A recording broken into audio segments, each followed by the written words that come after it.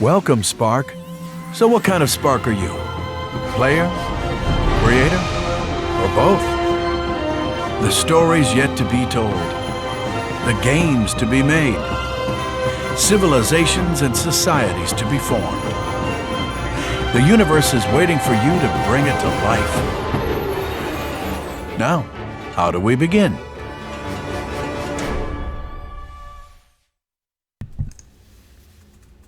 Hello everyone, welcome. Alright, welcome everyone to our second Tuesday tutorial stream. So in this stream we are going to be, well actually Zach is going to be doing a tutorial on 2D side scrollers. That's true.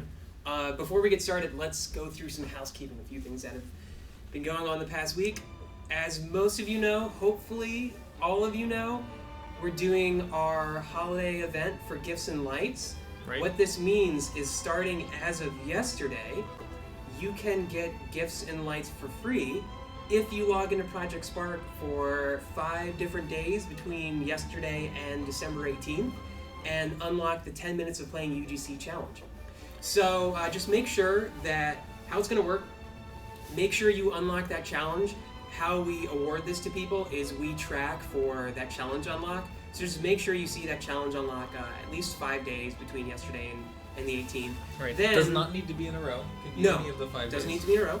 And then on the 19th, we then grant that to all of the accounts that hit that challenge unlock. Right. So everyone make sure you participate in that. Another cool thing we have going on is our holiday bundle, which Zach has up here. So this is 1 month of Spark Premium for a reduced rate of 800 tokens instead of the usual 1,000 tokens. And that also comes with Gifts and Lights inside of it for free. Right. So just 2 different ways that you can get some cool content in Project Spark. Absolutely. Yeah, this pack's really awesome. I think we went through it last week, so I won't belabor it, but it's a pretty cool pack, and this is a really nice offer if you're thinking about getting premium anyways. It's at a reduced price, and you get a free pack, which is pretty cool. Yeah. So let's start. Let's start with this 2D side scroller. Okay. Let's do it. So I'm going to start from scratch. So today we're going to kind of be going over the very basics of 2D side scroller-ness, right? Like imagine that you just got in and you want to do 2D side scroller from complete scratch. You have no idea what you're doing in Spark. It's okay. Let's just take a moment and we're going to start literally from scratch. So if I play right now, we're in a nice empty world. I'm sure we've all seen this before. We got our guy running around. He's not running around in a 2D plane, so we are not incredibly interested in him. So we're just going to get rid of our default character, leaving a truly empty world, minus the water, which we're not going to count. So a lot of this we're going to start with is the character. The character will hold most of the complexity for the tutorial we're about to do. And we'll get into her first. We're going to use the Royal Queen for this. First thing I'm going to do is, this is no longer our Royal Queen. We'll call this the player. So why'd you choose the Royal Queen? Just because she looks nice? The Royal Queen does look nice, yes, more or less. I don't know, I really like how she looks. I like her colors. Our art team did a really good job on her. And I think she has some pretty cool jump animations. I was just wondering if like the Royal Queen is the go-to 2D character for some reason. It's my go-to 2D character. Good to know. So I'll go into the brain editor here, and we're actually going to get rid of all the logic, truly from scratch.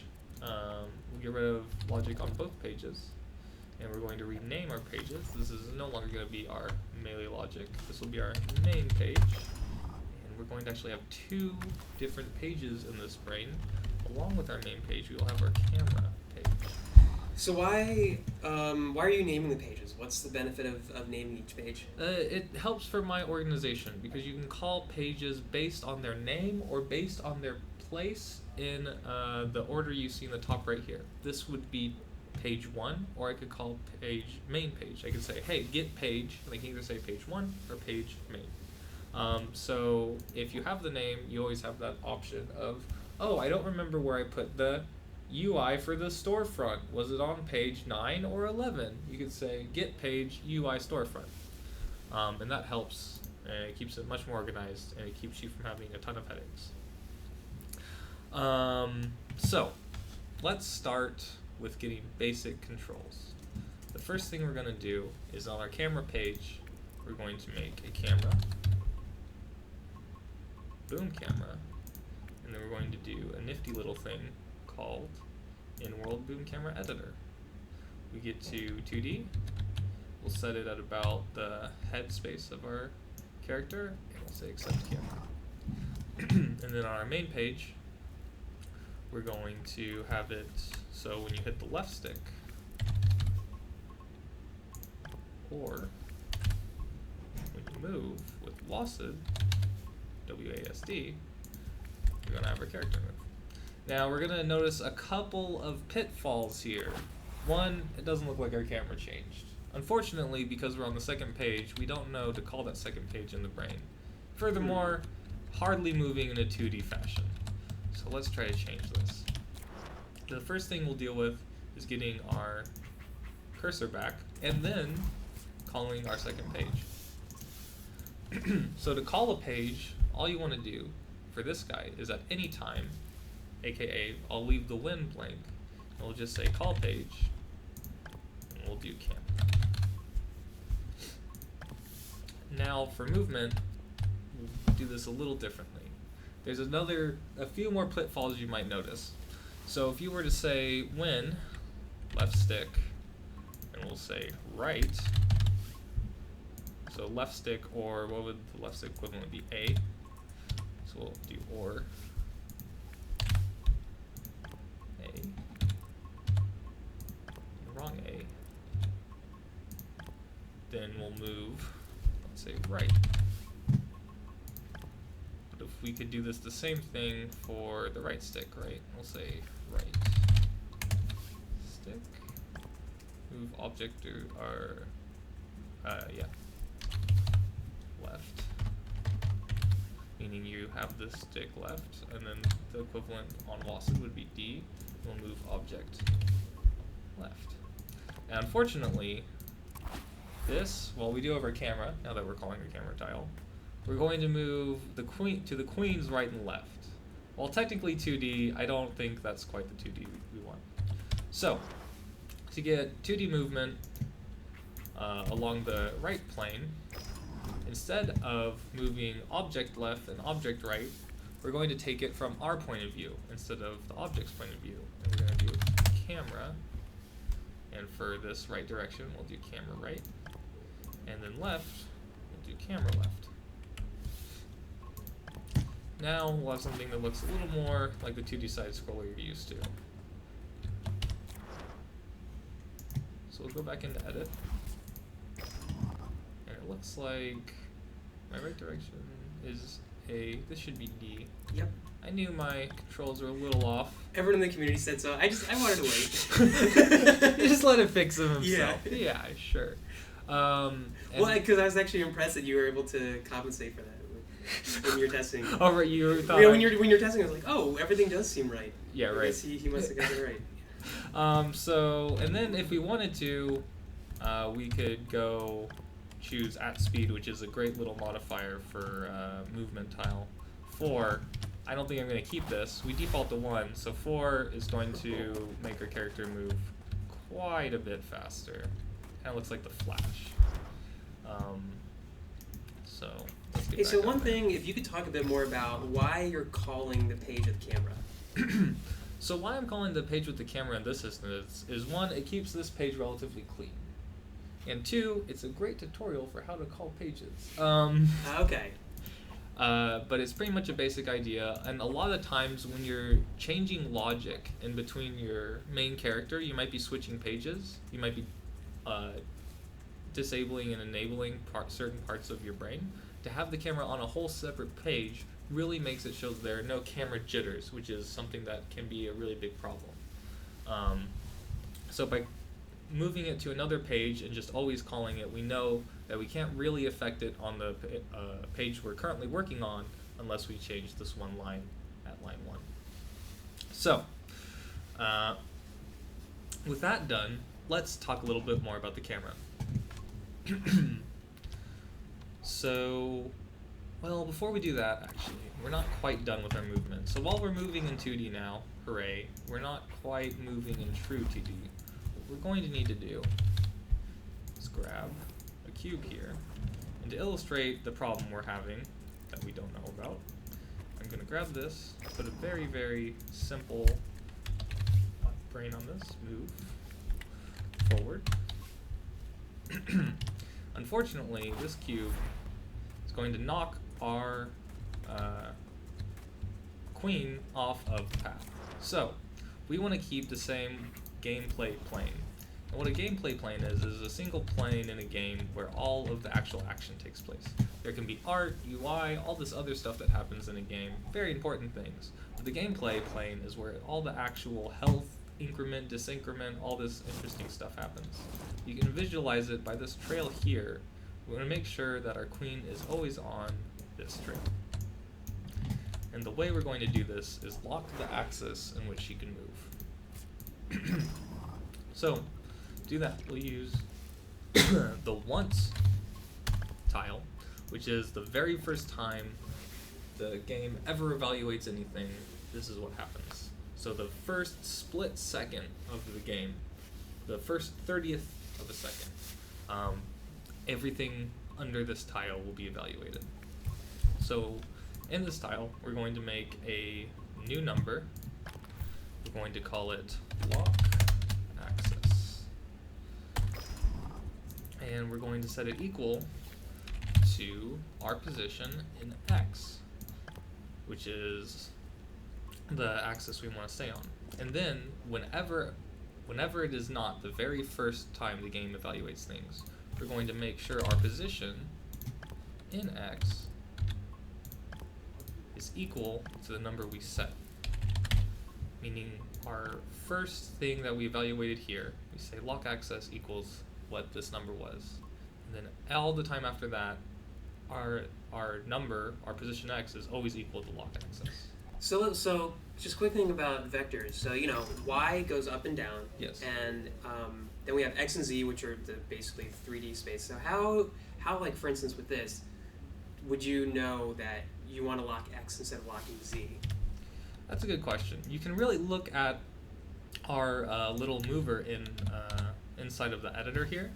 X is always represented by red, Z usually represented by blue, and Y is usually represented by yellow. So we can kind of get here what our X, Y, and Z axes are for our character. But that's keyboard mouse. But that's... okay. Well, if you're playing on Xbox controller... Trial and error? Trial and error is a pretty good one. Okay.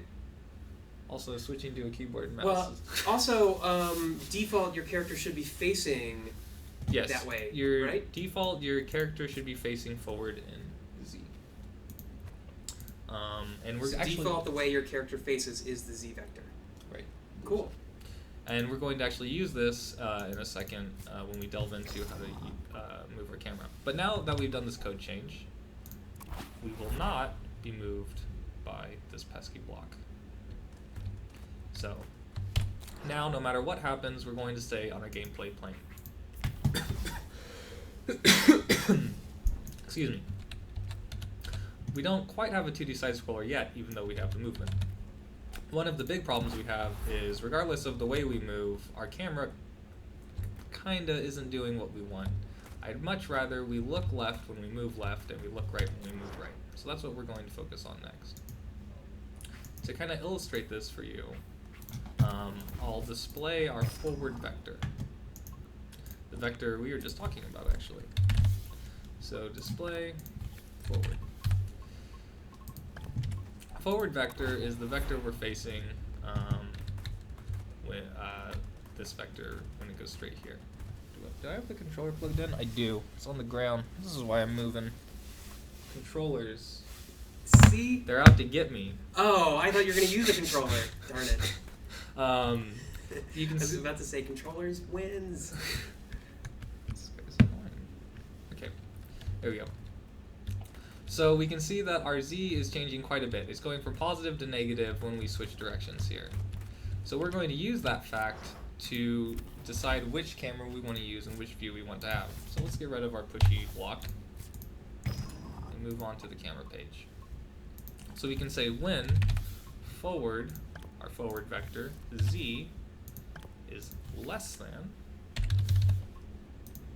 0.5, then we'll use this boom camera.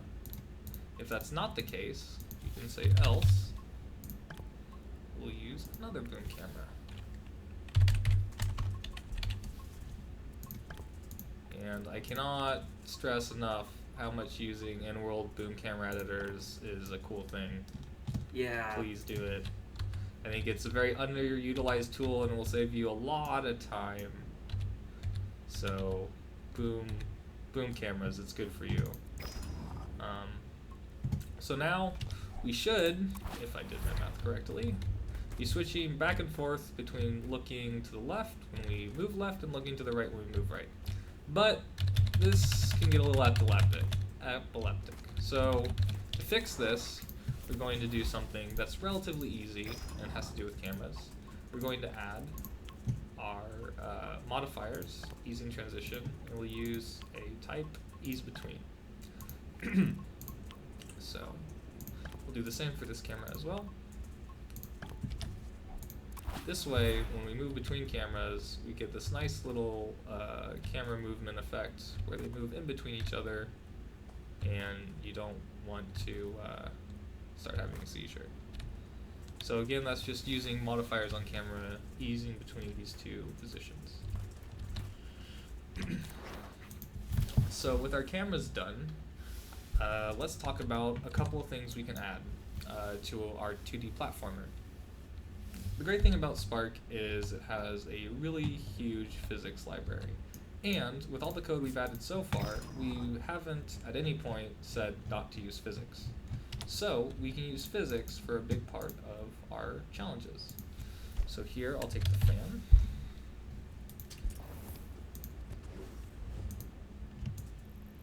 And along with our fan, we'll have a couple other options to choose from, or examples of what we can do with physics. Fan there. And we'll have a cube. Point it forward there. We'll say, give them a very simple brain. When bump.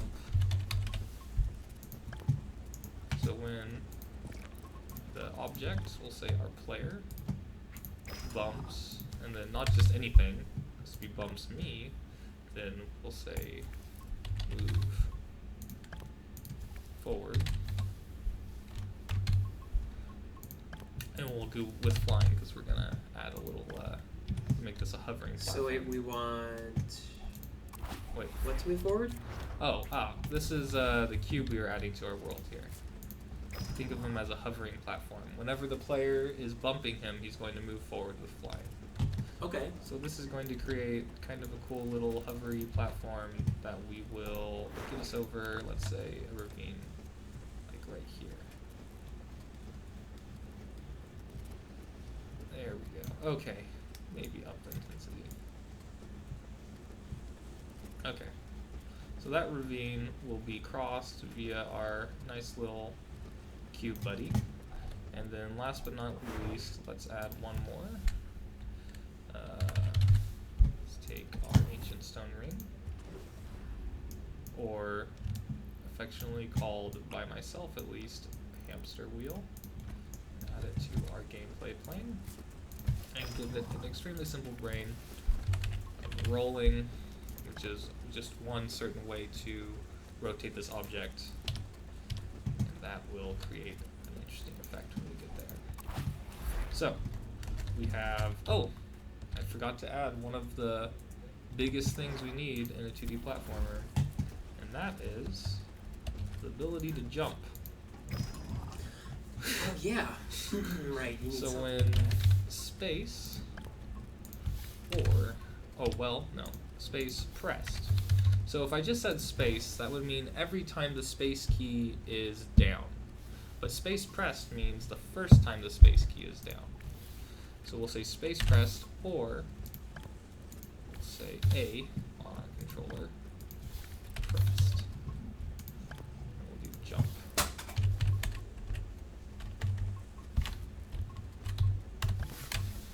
Okay, let's see what that gets us. And we'll go through. We have a nice little fan there.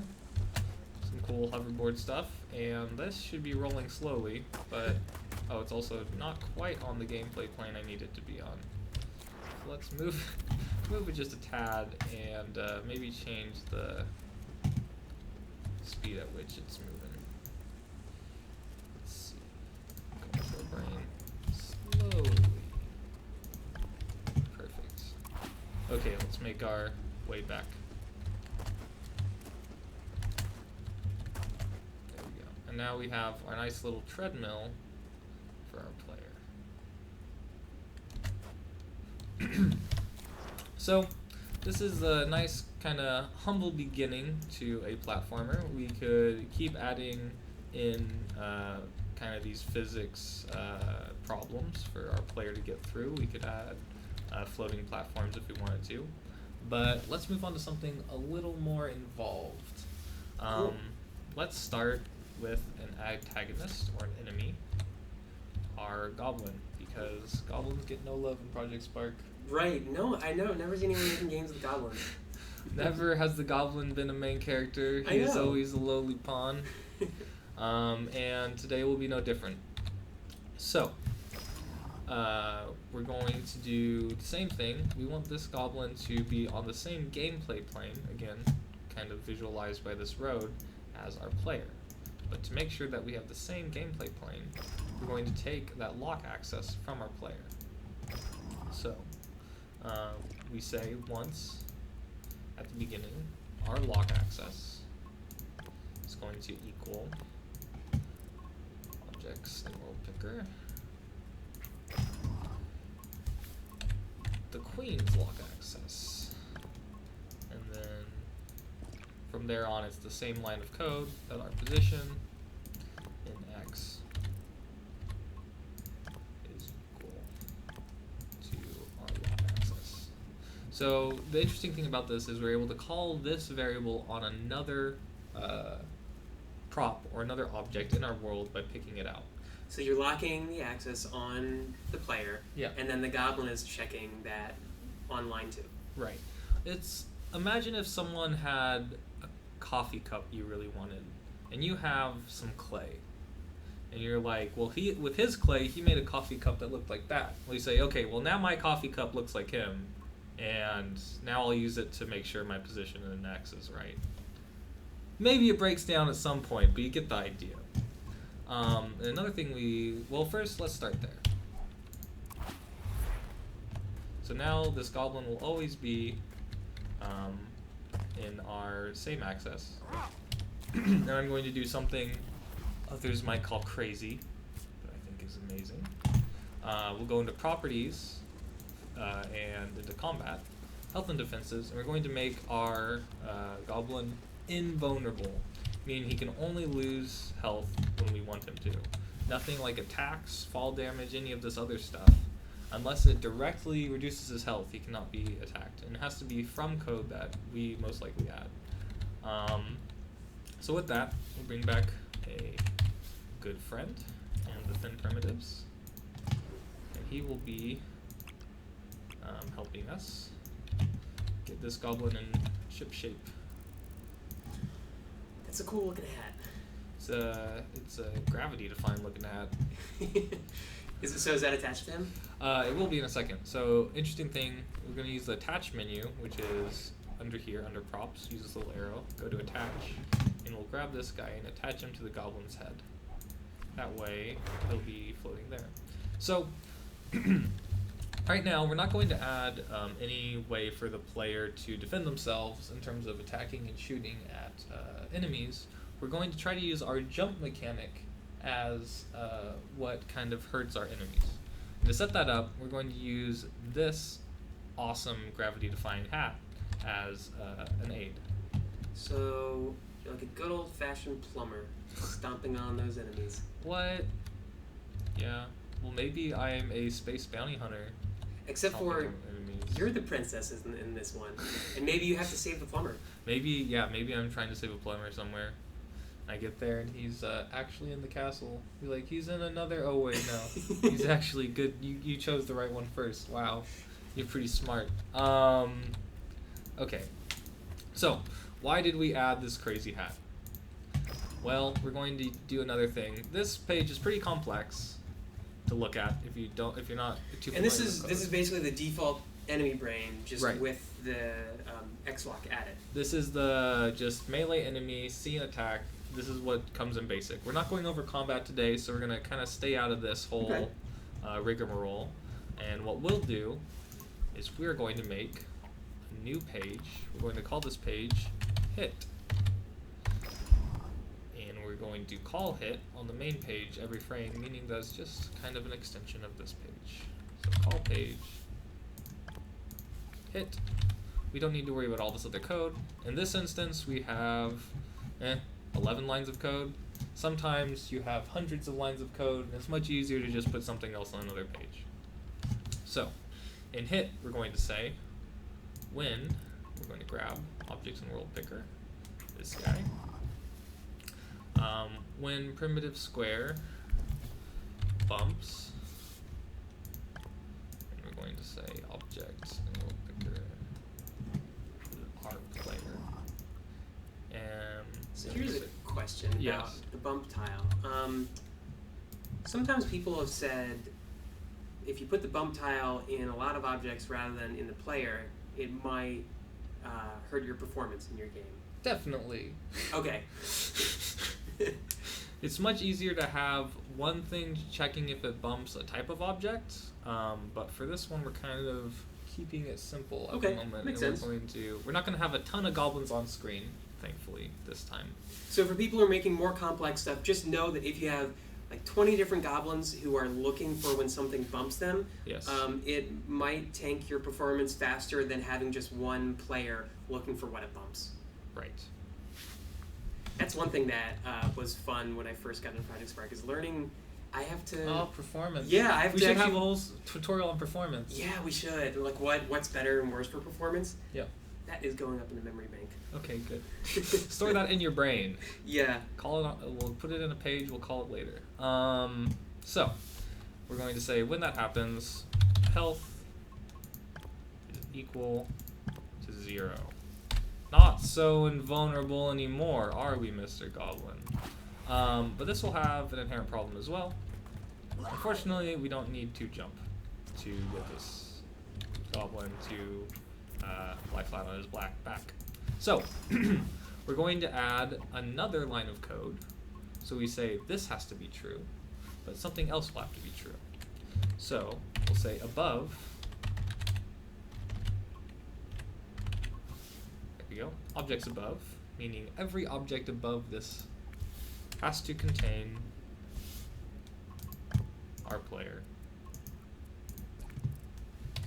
So what that's doing is that's looking for basically it's looking in the world and saying, say there are 10 different objects above it, like 5 apples and 4 oranges in the player. Yeah. And then it's saying, all right, well I don't care about those apples and oranges. I just care about the player. So that's what line 2 does in a sense. Right. Cool. So use health equals 0, and just so we can kind of get an idea for this, we'll do copy, paste. Not only are we going to do this, we have a separate instance of it, and we'll make copy pasta. Make this primary color equal red. So you can see that right now both of these have to evaluate true for health to equal 0. What this will show you is if we just use this, which is embedded, aka both these things have to be true, only this has to be true, and the color of the primitive square is going to be red. So what this will look like is whenever we're above, oh, we never set it back to white. We get the idea. Yeah. Of when we are above the player, this evaluates true. We could Oh, say, you can use this thing called an else tile, which I've never heard of before. never heard of, man. Games must be pretty hard for you to make. Yeah. The else tile is an amazing thing. It's just whenever this tile is not true, then do this other thing. Mhm. So the object above me contain player? No? Well then do this other thing I'm about to say. We'll say the square primary is going to equal white again. So now you get an idea. This is when that is true. So when it's red, we can tell that this is above our player. We'll be above our goblin for a while now. And now you have to bump. We can't just run up to our goblin anymore. Oh yeah, maybe we can talk about that actually. Actually, I think I need to. So we can't just run up to our goblin anymore and kill him. We have to hit him. Right, I think this was my. And it can still be red when he's dead. That's pretty neat. I think this may have been my bad. I should go into here, say properties, physics. Let's take collidable off so we're not confusing our poor game. Yeah, so why did you turn collidable off for his attachment? So when attachments are together, the game kind of freaks out because it's almost like two objects occupying the same space. This never happens in physics all that much. And especially never happens in elegant physics, which games use. So what happens is it says like, oh, two objects in the same space? Well, obviously I should generate a huge amount of force because that's not possible, and I'm angry. So if you're going to have attachments, make sure they're collidable, and how you find that is in the properties here. You go to properties and then physics and then take collidable off. And the question was asked, will bump work when collide is off? Bump will work when collide is off, because bump is a sensor. 1 second. There we go. So bump will indeed work. Bump is like an independent sensor, almost like a trigger zone. So let's edit this guy. We have our goblin, but one goblin does not a 2D side scroller make. So let's move our goblin away. And we can see right now, if we move this goblin away, he should. And I pop back to our place, to the gameplay plane, because we're seeing where that lock axis is on our player. So it'll always spawn in that gameplay plane. But we're going to go into his properties. We're going to want more than one goblin. So he is going to have to change his brain. Go into his brain and say that he is now a template. Templates are hard to explain, but I'm going to try with an analogy. It's like making a stamp. We have now turned him from something on the page to an impression that we can dab ink into and stamp places. If that's confusing, let me give you an example. So we'll take a logic cube here. So if we were to play the game right now, we'll see that our goblin would be showing up right about here. He's not here. He doesn't exist in the world. He's an object that's detached from reality, just being waiting to be thrown in. So, in our brain, we'll say when. I'm going to use this awesome tile called the countdown timer. We're going to wait for 2. Usually the default of timer is in seconds, so it'll be 2 seconds. And we're going to use an amazing modifier to the countdown timer called loop. So every 2 seconds.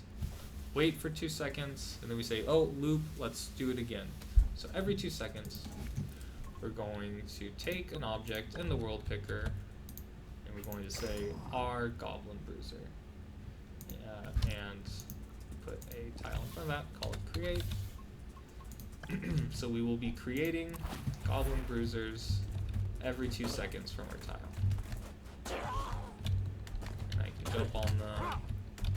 It's pretty good. So now we have a nice little goblin spawner. But a quick lesson in, I love these red hats. I don't know why. Something about it. A quick lesson in design. If anyone saw what I just did and they were playing your game, they would probably be outraged and confused. So we're going to use my favorite prop that I think will probably be part of every single tutorial I use, the chimney. This is by far the best prop in Spark. Some call me crazy. I call me resourceful. And this is going to be our goblin hideout. We'll scale it up. Put it into the ground a little bit. Move it back. and we have a nice little goblin lair. We could dress it up at a later date, but we can see where the goblins are popping out of. You get a sense that whenever we see this and we're going along, that will be a goblin hideout. Furthermore, let's attach this like that. Yeah, like that. Attach it to the logic cube, so whenever the logic cube moves, we have our graphical equivalent move. And this is an instance of keeping our gameplay plane clean, but everything around our gameplay plane can be incredibly artistic, amazingly awesome, all that kind of stuff. So that's definitely something to keep in mind. But I don't want to just spawn goblins forever, so let's add a little more logic to our goblin hideout. So instead of just creating a goblin every 2 seconds, let's add 2 more variables to this. We're going to add a boolean and a number. So let's insert. So every 2 seconds, not only are we going to create our goblin bruiser, which is an object in world picker, our little guy here, we're also going to increment a new number. So let's make this new number first. Go into values, number, new number variable, and we'll call this spawns. Spawns, and in math, increment by, and we'll say 1. So for every 1 goblin we spawn, we're incrementing spawns by 1. And now we can add another tile of logic that says when you're looping this, spawns less than or equal to 3. So only when we have less than or equal to 3 will we do this. Otherwise, we will not be creating our goblin. And, oh, we actually don't need a boolean. I don't know why I thought we did. Silly me. There you go. That's our brain. So to walk you through this one more time, we loop every 2 seconds. If our spawn number is less than 3, then we will spawn a goblin. If not, then we will not spawn this goblin because this will not evaluate true. We can look at these children and see when you put embed a tile like this, it's called making a tile or a line a child of another line.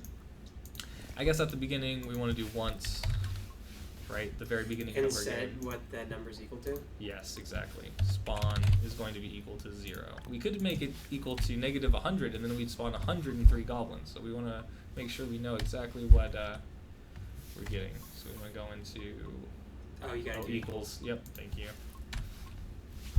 Grab 0. Cool. So now we'll spawn 3 goblins. Let's test this guy. Constant testing is really, really important. Incredible stuff. So. Okay, cool. Ooh, hello, 4th goblin. Okay, less than or equal to 3, I guess, is fine. So we're gonna write 4 is equal to 3, right? Well, once we're equal to 3, we'll still do 1 more. Right, exactly. So once we get equal to 3, adding 1 is 4. That's fine. One thing though, they're kind of being popped out in the world willy-nilly. So we'll say create at position, and we'll say my position, which we can just call via position. But you can imagine that there's a little tile in here. We can even add it. If I can get to the insert, there we go. Me.position. And that way we will be spawning right here. There we go. And we'll spawn 4 goblins. And then cease to spawn any other goblins. Pretty good goblin spawner. One small thing that needs to be added. This is why we need the boolean. I remember why we need the boolean now. We're going to say that we don't want to just spawn these goblins as soon as the game starts, whenever the game starts. We'd much rather have when spawn. We're going to make I need to make this variable. Values, boolean, new boolean variable, spawn. Let's do spawning. So, are you spawning? When spawning equals true, do all that other stuff. Well, when does spawn equal true? Well, we can say once spawning is not true. This is the same tile here, once. is equal to false. And then we'll set spawning equal to true when started to, aka the first time, our player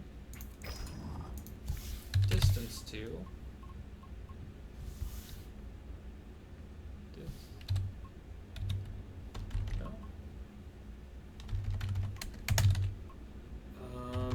I think distance to goes before player. I think you're right. Yep, distance to player is, we'll do less than or equal to, and this is defaulted in meters. So I think goblins would notice a player walking by their thing within 10 meters.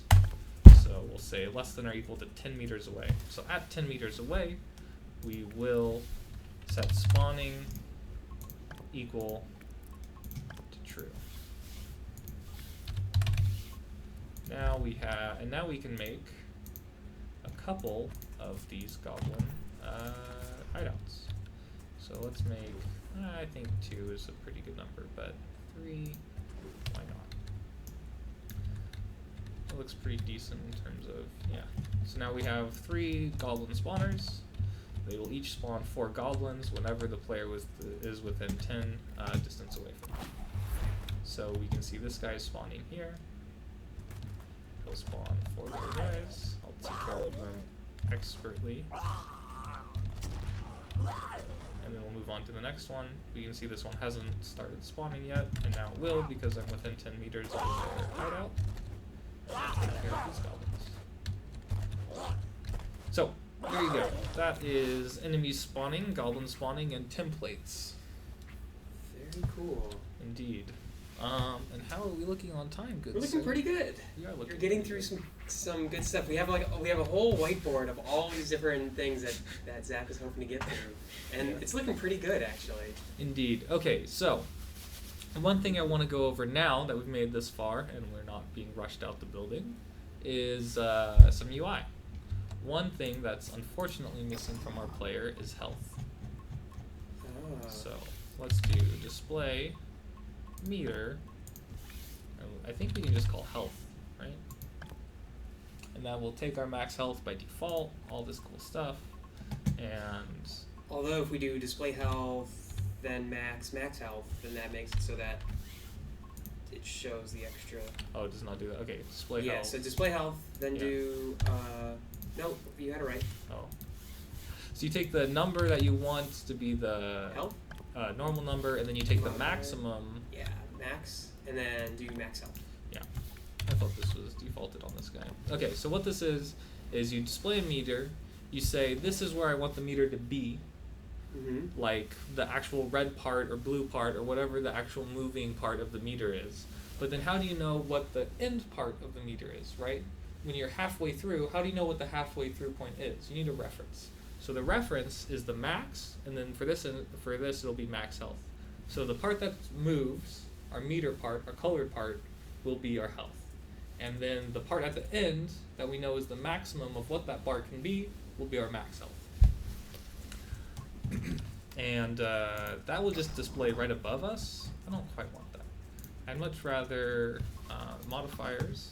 We'll go to positioning at screen position. And then we'll, oh no. At screen position takes a vector. That's not what I want.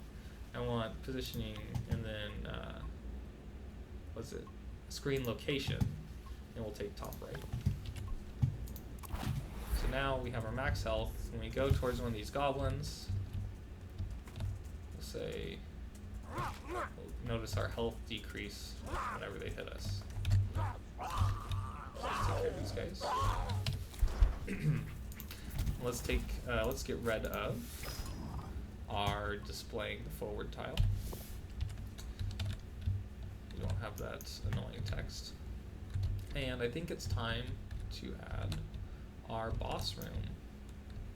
So let's think about our boss. Let's take the template of a goblin as something to work off of. We'll clone this. Move him all the way over here at the end of our goblin spawners. Goblins, not incredibly intimidating, so we'll go into here. We'll say swap mesh. We'll grab something a little more terrifying. I think the Yeti is pretty terrifying myself. We'll move his attachment to be actually above him, and maybe where his head is, so we get a better idea. And let's try to, and then scale him up to where it's kind of hard to jump on him. So getting to that space to jump on his head is going to be a little bit of a challenge. And we'll kind of change around how we do his health. So again, we're going to skip the whole combat thing, but if I was going to recommend something, I would say go into the brain gallery.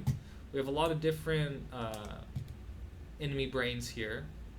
We could easily grab our necromancer brain, which is kind of a boss brain if you wanted. We have a lot of different brains where if you just want to plug in a boss, give them some really cool combat logic over like a normal kind of enemy, just kind of prowls this brain gallery.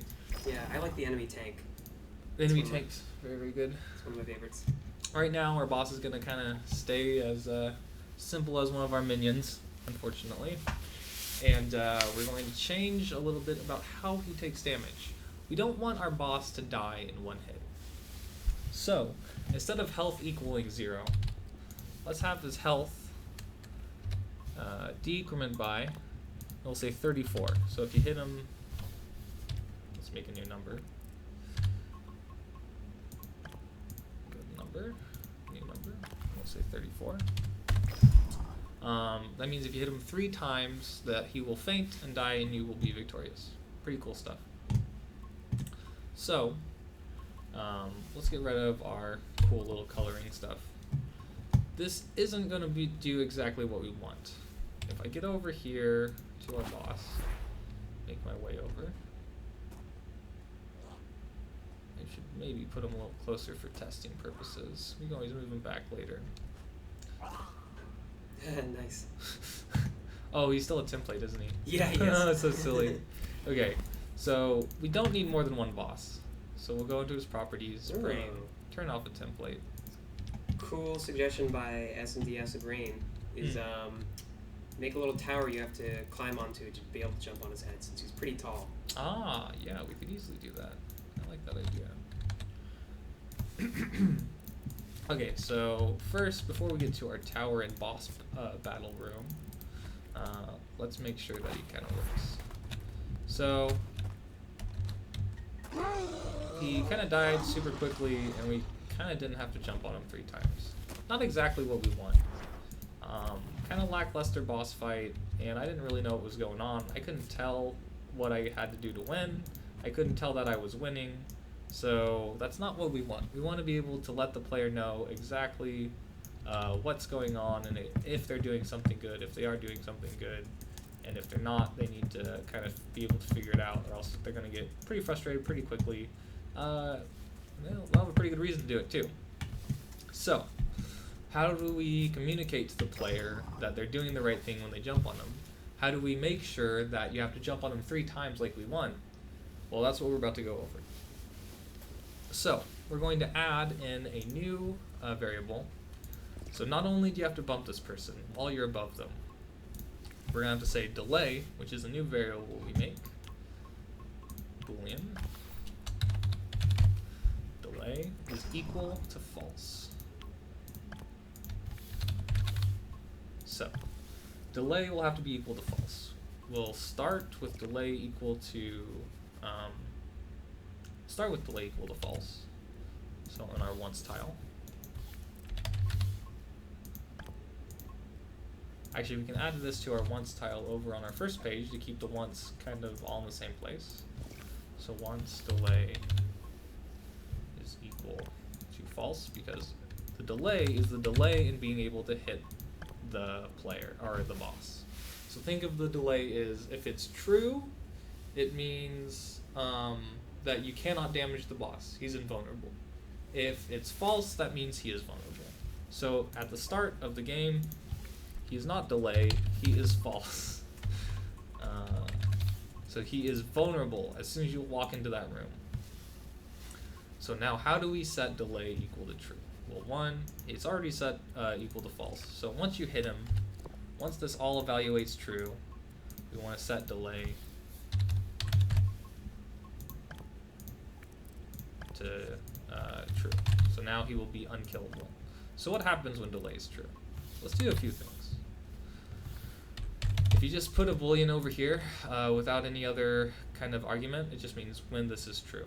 You could also say not, and when not delay, that means when it's false. But when delay is happening, we're going to do a few things to let the player know that it's time.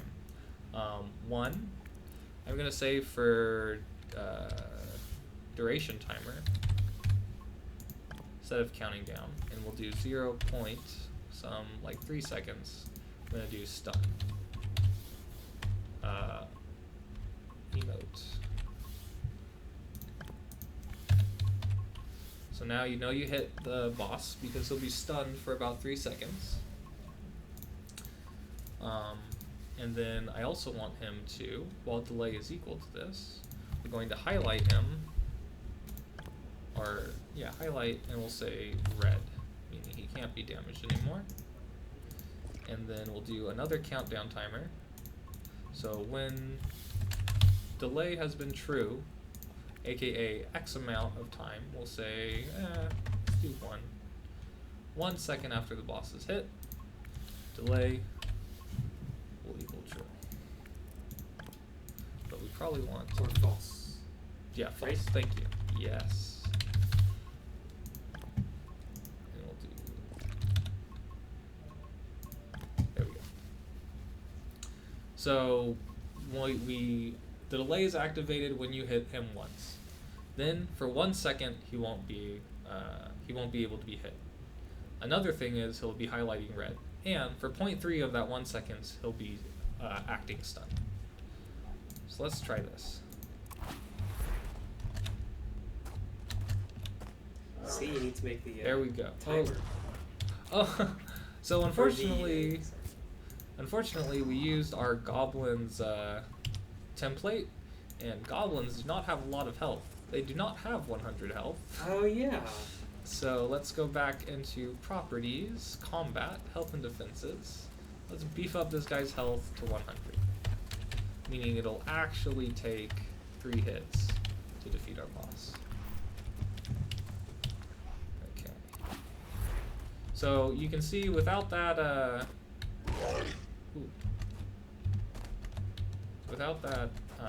tower, this is kind of hard to do. I know. I think the Acid Rain had it right. Yeah, I think he did. Tower to climb on would be pretty cool. So now we can see we have to hit him twice. I think our Yeti might not have a stun animation, unfortunately, so he's not emoting stun. I think he's defaulting to attack, which is pretty funny. That's okay. You do the taunt, Brandon. Yeah, I think I will. Oh, come on, buddy. Oh, he's kind of hard to hit. There we go. And now, so let's throw in an emote. That is going to work.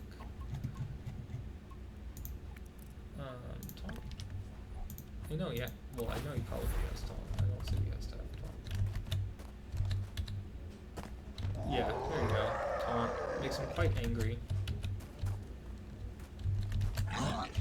Cool. Awesome.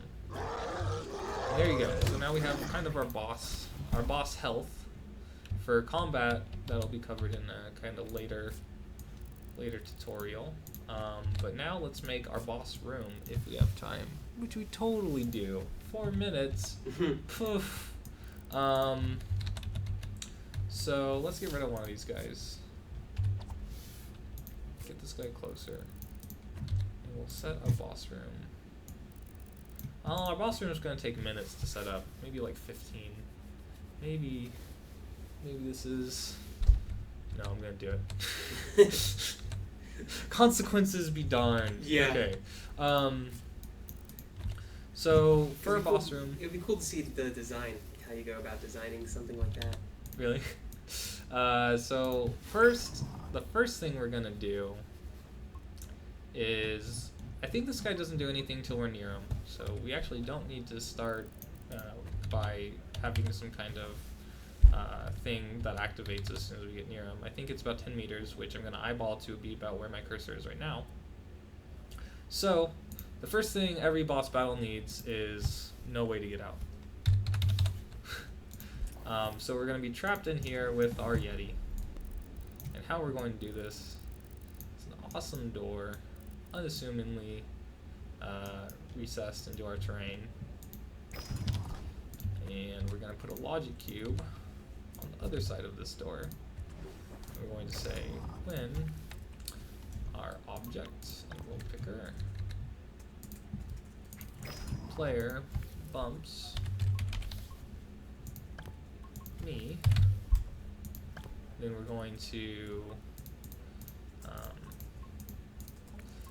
objects and roll picker, send our door up. Door is going to move with flying at speed, and we'll say 1, and we'll put this on a duration. Well, no. Let me copy this. So this is a problem here. Bump will only evaluate true while the character is hitting this logic cube, but we want this door to raise a certain amount before it stops. This is when setting booleans is really nice, because we can say as soon as this happens, this is equal to true, and then from there, set it false whenever we want. So we'll say, when this happens, we'll take a boolean, new boolean, and we'll say move equals true. And then we'll also say when move is equal to true, independently of bump completely, when move is equal true,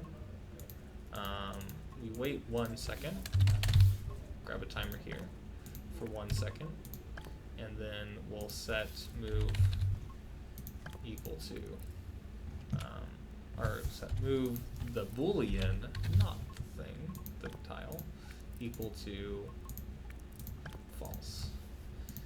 And we'll make sure that the first time this happens, this only happens once.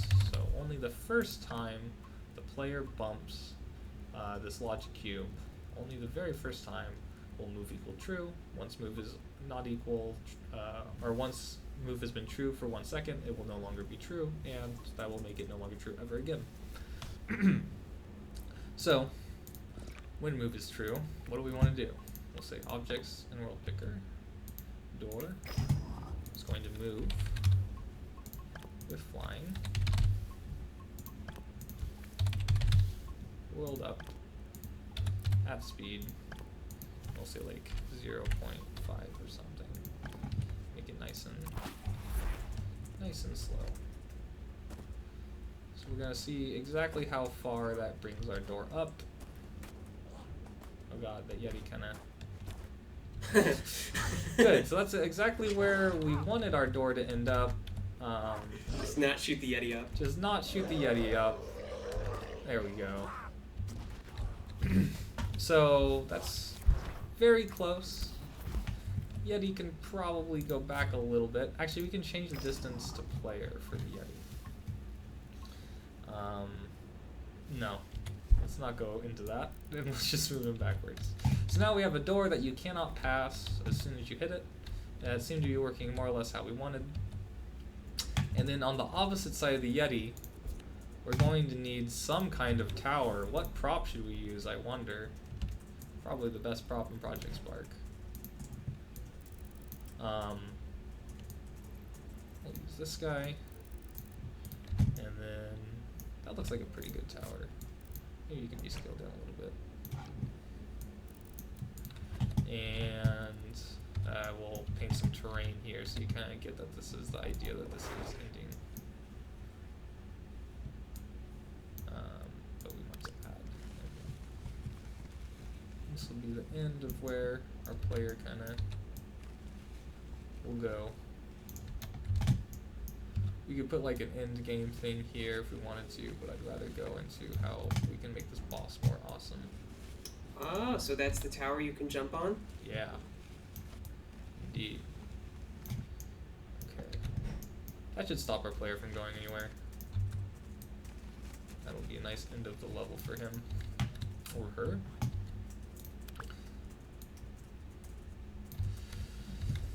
You'll have to get onto the opposite side of the Yeti to get to this guy.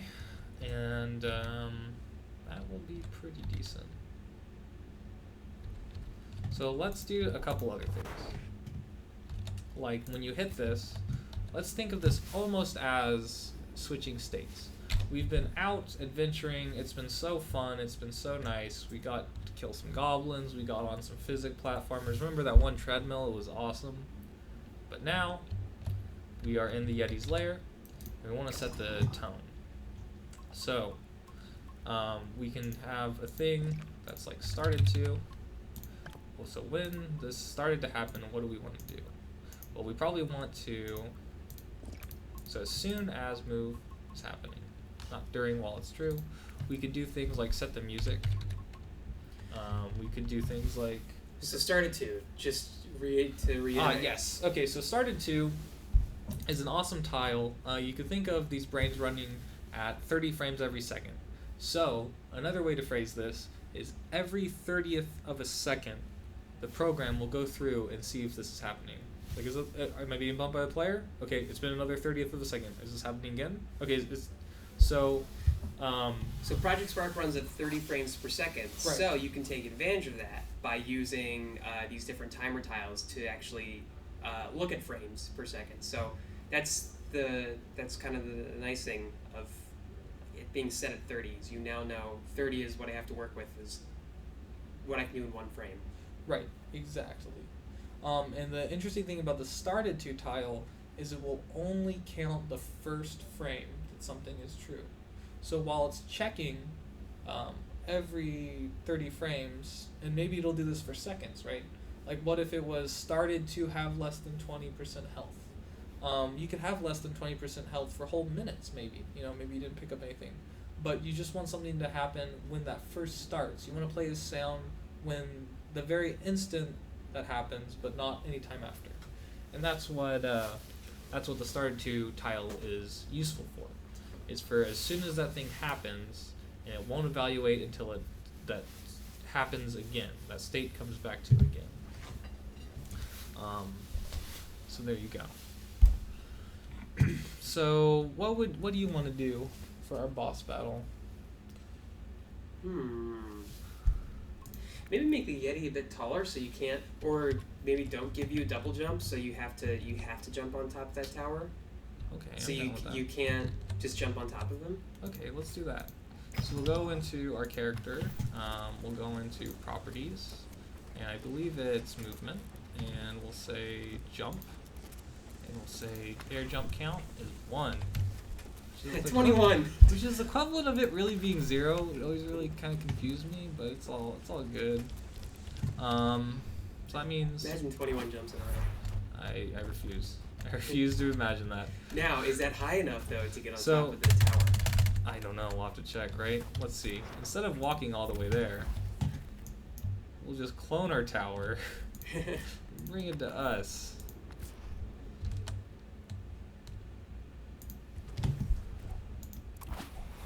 Let's see. Oh, almost. Not well. I mean, you get on that thing, but that's not what we want. So we'll bring down our tower a little bit. Say it about there. Boom, boom. Okay, cool. Perfect. That's a much better looking tower, or a much more interesting looking fight. Now that we have this kind of cool tower mechanic, where you gotta go over and jump on this thing. So we'll get rid of that guy. This guy move back in Z because Z is blue. There we go. And then I think I actually will change this guy's distance. So, and this is really easy. Less than 20. I'm just gonna make it less than 10. That's all. That's it. Super simple. That way. So I thought it was 10, which is about here, but it turns out it's 20, which is like here. So, and that'll be a pretty good thing. And started to, right. So let's do what is the tile called? Background music? Music of some kind.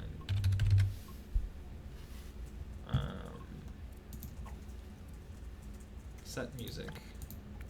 And then we'll do objects, gallery picker, no draw. We'll say set music.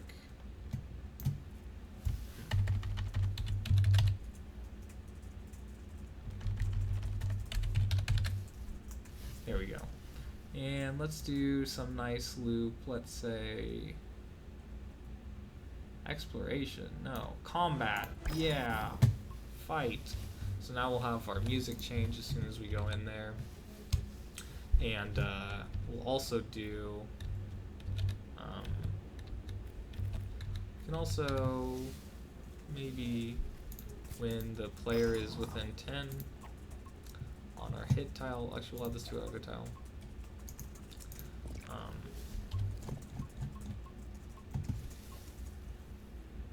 So distance to my enemy greater than 10, that's the thing we're interested in. So we'll kind of do that. We'll just kind of distance to, and we'll do my enemy, which is an object variable that's in this guy, is less than. And then we'll do this. This will be a little prelude. We'll actually keep this one less than 20. Then we'll do display, meter, health, nope, health, max health, and then we'll do that at position, screen location, we'll do that top, we'll make it large, scale, and we'll say 2, and we'll also make this purple. So now you'll have this kind of Purple boss, health. yeah, Like that. boss health is purple. So our health will this will come up, it'll say, uh-oh, there's a big baddie coming up, and we'll get to see his HP bar whenever the distance to enemy is less than 20. So let's check out this combat, eh? So we have some adventuring. Wow, that platforming was so good, right, Brian? That was pretty great. Yeah. Oh, wow, I gotta get through these goblins. I'm so glad I can jump on their little hats. It's pretty awesome. And then these guys will be dispatched. Oh, hey, that door. Oh, this looks interesting. Oh, what's this? Whoa. Okay, Yeti. Oh, you still can jump on top of I that. still can't jump on top of him. One. Okay, we should change. Okay, there we go. He gets hit. We can change this in a second. Gets hit again, and I'll use this little jumpy guy. Boom. Looks like Hooray. also the tile is not covering his full back. It definitely is not. So what we can add here is we can scale our tile back up once he is being more playful. There we go. Scale this tile up a little bit. Maybe even scale the Yeti up a little bit so he's harder to get by. But how are we gonna get to... I know. How are we gonna get behind the Yeti? Well, we could use something... Well, I don't want to use the fan. That's gonna make him very sad. We could make him jump on you. So you have to jump, like run underneath him. He tries to squash you. Oh, that's interesting. Let's see. So instead of attacking with combo, we can have him jump. So when the distance to my enemy is less than or equal to, instead of attacking, we can simply say, what, jump towards? Can we do jump towards?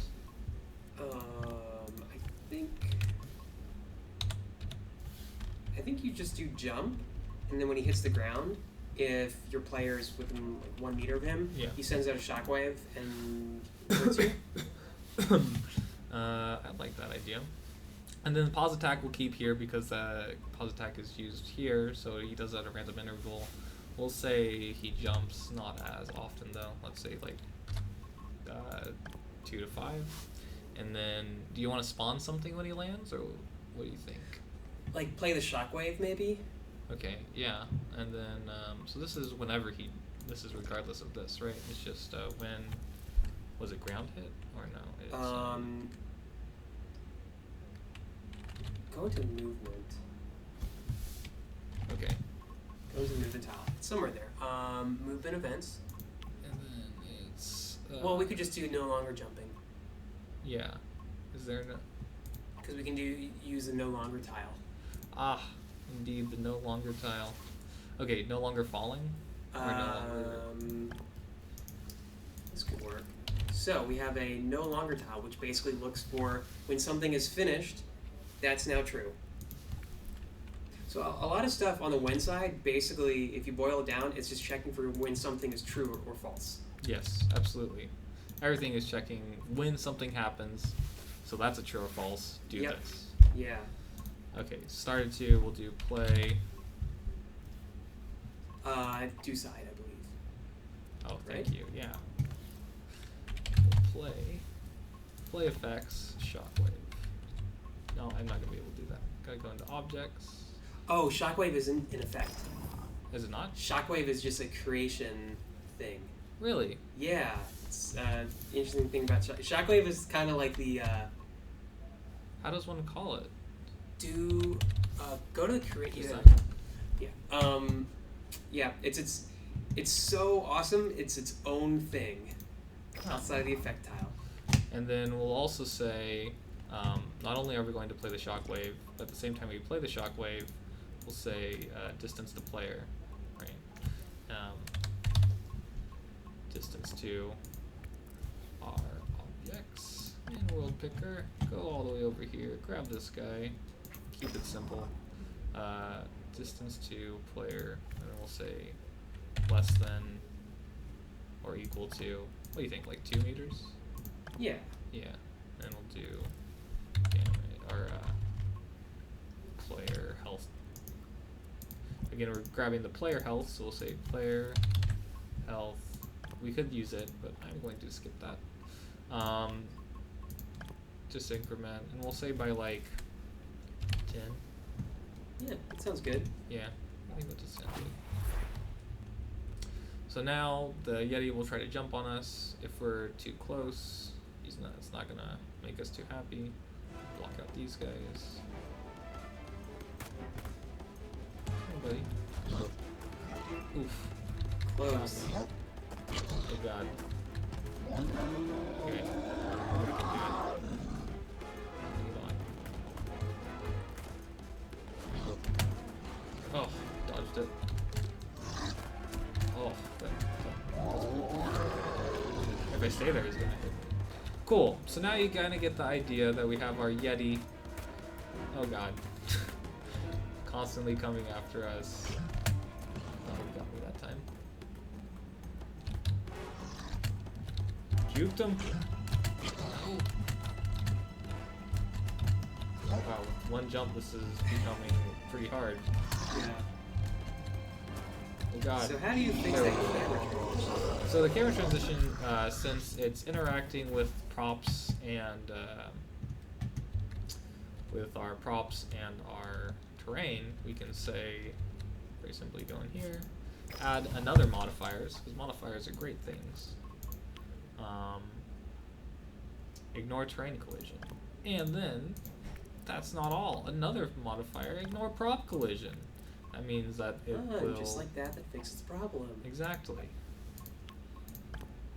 So, there you go. I feel like this has been a pretty good start to a 2D tutorial. You got yourself the start of a boss here. He's starting to look like he could be interesting. Got his health working the way we want it to.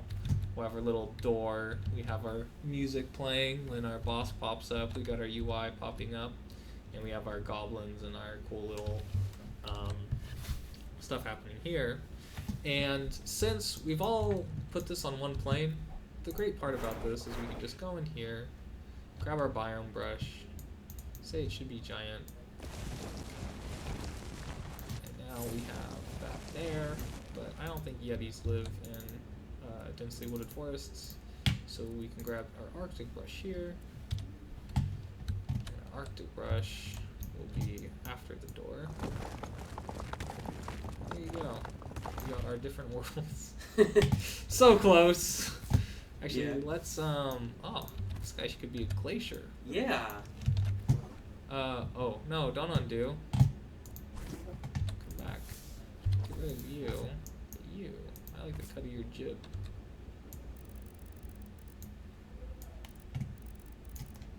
There you go. So now we got our, That one's probably blocking terrain too. what do you say? Oh, you think so? This guy? Yeah, that guy. Oh, you're think. right. You're totally right. Let's do it again. Okay. So there you go. Now you can add as much art as you want to the background, to the foreground. We got little squirrels going on here. We got all this cool stuff, and that's because we kept our gameplay so simple. Except for that tree. Except for that tree. Easy enough to get rid of. You get back there. Gameplay simple on one single line, and we can add anything else to our other sides. And we can do a lot with this. I can see these stalactites being really cool foreground objects, right? This is our middle ground or gameplay. This is our foreground. This is our background. So there you go. Anyone got any questions? Real quick, or we're gonna call? No, I think that covered a lot of things to get people into their first 2D platformer. So for everyone watching the live stream, if you missed part of this, we are posting this up on YouTube a day after we live stream. Right. For everyone who watched on YouTube, we post this up for you already. Indeed. If you're on YouTube, check our YouTube channel for more tutorials. There'll be more of this. Yeah. For those of you live streaming, check our live stream channels. There'll be more of these. Yep, we are going for every Tuesday live streams. Wednesdays, we post the videos. Right. So, cool, guys. Thank you very much for stopping by. Love to have you. Hopefully you found this useful. And I'd love to hear more tutorial ideas from people. Me and Brian are on a tutorial rampage, a tutorial crusade. We are. Some kind of verb with tutorials that means we're going to make a lot of them. Yeah. And we can't wait to hear your ideas, your suggestions. So, without further ado, I think we will Call it a day? we'll call it a day. Great. See you guys later. All right, we'll see you guys on the forums and the social channels. See you. Oh, wait. And again, Spark Zach. Oh, and Spark Brian. There you go.